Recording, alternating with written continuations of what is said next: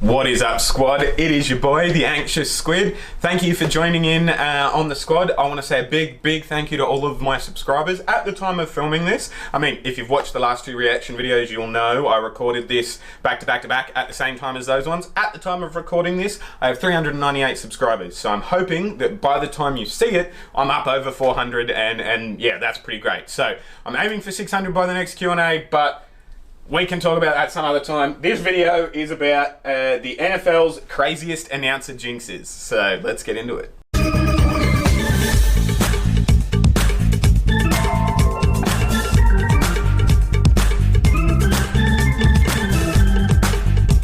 Okay guys, just like the last ones where I told you I didn't have a sponsor for the video, I don't have a sponsor for this video either, but as always, check out my Patreon, check out my merch store. I'm going to leave the link to one of them on screen. Every dollar I get throughout this hobby of mine is a bonus. I literally don't expect money or anything. Don't feel like pressured into it if you're a subscriber or somebody who engages often and stuff like that. Like, literally only if you're in a position to, and if you like my content and are feeling like sort of semi-altruistic, you know? Do it then. But the last couple of videos I've recorded have been broader NFL or baseball or like broader sporting videos. This one is going to be NFL craziest announcer jinxes, as I said, and as you saw in the title and thumbnail and everything already. I probably don't need to repeat it, but anyway, it's NFL craziest announcers jinxes, and then tomorrow or the day after I'm getting into filming specific player highlights. So by the time you watch this, let me know players. If you've already let me know, it's already on the list. But if you've stumbled across my channel or you haven't engaged in the comments section yet, and you want me to react to a certain baseball player or football player or maybe even basketball player, we can start getting into basketball as well, just let me know. Hit me up in the comments section. I reply to pretty much everyone unless you're being a douche. And even then, sometimes I like to kill them with kindness. But yeah. Let's get into it, shall we? Anyway, I've got the screen starting to record in 3, 2, 1, boom. That would have helped past/future me, as you guys are used to me saying. You know, when I watch this in the future from the time I'm saying it, it will be past. You know, when you watch me, it'll be past Julian that I'm talking to right now. But while I'm editing, I'm talking to current me. Anyway, let's get on with it. We watched collapses in sports history last time. Let's get into craziest announcer jinxes. The Packers, on the other hand, they've been just decimated in a lot of areas with injury, but they had number 12 each and every week. That's been a big deal. Oh, you don't say that, bro. Don't. Is he going to get injured on the same play and everything? Oh, bro.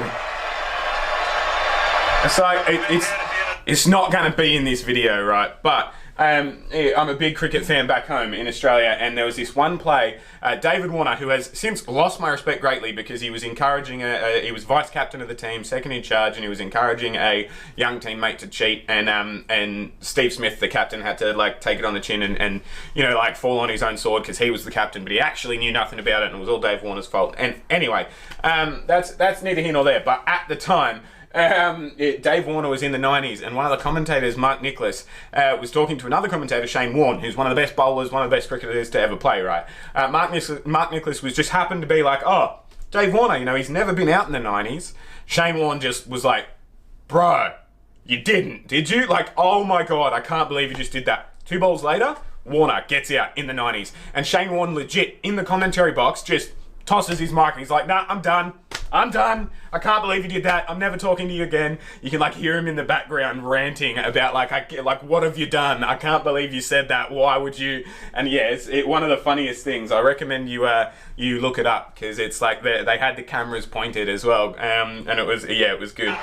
But anyway, it looked like he might have landed on that right shoulder. That's Anthony Barr. Shoulder, right elbow.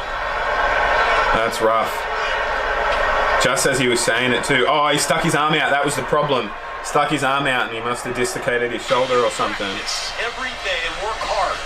With Drew Brees, he'll cut it loose and give you chances to make plays. He's done it his whole career. Into the offseason as well. He brings receivers up to San Diego where he lives in the offseason. Oh, well, there is the interception. That's rough. They're just talking him up and he throws an interception. Gassing him up and he throws an interception that goes a touchdown. touchdown, basically a touchdown pass for the opposite team. Like, that's rough. Oh, bro, he's definitely gonna miss now. Like, we both know that because of the title of this video, but like, is that commentator a fan of the other team or what? Hasn't missed in 2 years. Like, bruh. The Falcons have one timeout. They have the ball as Anderson misses. It's bloody close though. So, again, we talked about his maturity over the course of the summer. Came in good shape, had done a lot with the guys because they weren't allowed to be around the coaches in the facility, organized some activities, stepped up in a leadership role, and we're seeing a lot of that. Oh, again, talking him up, throws an interception. He's got some blockers and I reckon he's in. I reckon he's in there.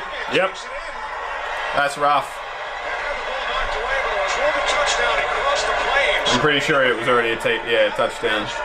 But, I mean, that's not necessarily a jinx. Like, they weren't saying, oh, he's going to throw a really good pass here, or, oh, hang on a minute, that tied up the game. Yeah, no, that's rough. Oh, with 3 seconds to go as well. Yeah, no, that's, and now they're going to kick. Oh, wait, is this a different play? This might be a different play. Yeah, it was a different play and I was talking over him. Sorry, guys. My bad. I know Bailey's on a heck of a streak here, having hit 30 in a row. Game tied up. But he's definitely thinking about it. He knows he's kicked 30 in a row. He has thrown out a jinx there. That's rough, and he's obviously going to miss it with the game tied up with 3 seconds to go. That's a choke. He has choked 30 in a row.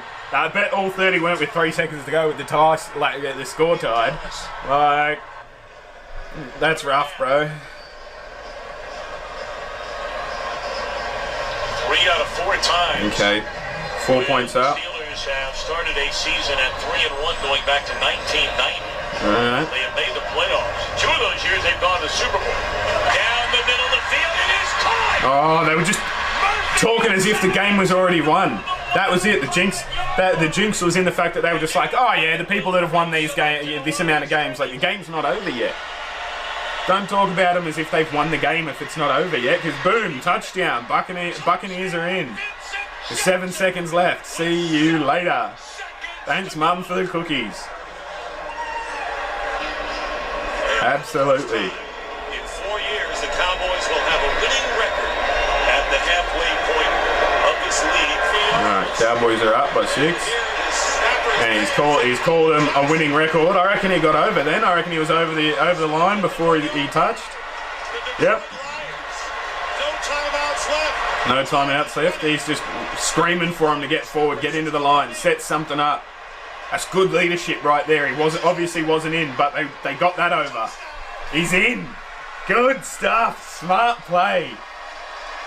That's an unfortunate jinx. Talking to, like, I mean, it doesn't really count as a jinx if something happens last minute. Like, if it's, you're talking in the last 10, 15 seconds as if they've won the game because you're assuming it, and then suddenly they get up the field by 50 odd yards in 2 plays. Like, you're not expecting that to happen, especially where the score's at. It's like, I wouldn't call that a jinx as much as an unfortunate thing to happen for the commentator to now have to retract his statements and have a bit of egg on his face. Like a jinx is like specific, like this guy's kicked 30 in a row, like, and then he misses. Like that one was a jinx. I don't know about that one, but let me know your thoughts in the comment section below.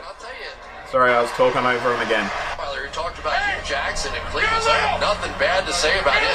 My fundamentals needed work, and Hugh Jackson did great work. And I'll tell you, he looks better. He looks sharp out here. That's on cue. Patrick Chung. It's Bowles who's going to take him down. That is the ultimate kibosh. Yeah, I missed it. I must have just disengaged and not known what they were talking about because I missed it again. He threw an intercept pass. They must have been talking him up. I didn't know who he was. Yeah, wow, that's a pass. That's not a. He threw it straight onto his numbers. Play and the clock winding down below that. As the clock winds out on the Philadelphia Eagles, a game they thought would project them into a possible wild card position. It would bring them 7-5 had they won, but a late interception by the Giants will preserve a Giant victory. Oh, he's just outright called it. Giants are going to win. There's no clock on the screen. Oh, he's fumbled. Ball is live. Touchdown. That's what you get, bro. That is a curse. That is a commentator's curse. Opening game of the season when the New England Patriots were running the game out against the Washington Redskins. A fumble. I might have just contradicted myself there, actually. Now I think about it. Oh, well, you guys know me. You like me. Soz. Oh, doesn't get the pass off. Snap, doesn't get it. And who's right there? Herman Edwards picks it up on the dead run and goes in for a touchdown. Nice. Took a long time. 6:52. 27 to 6. 2-minute warning.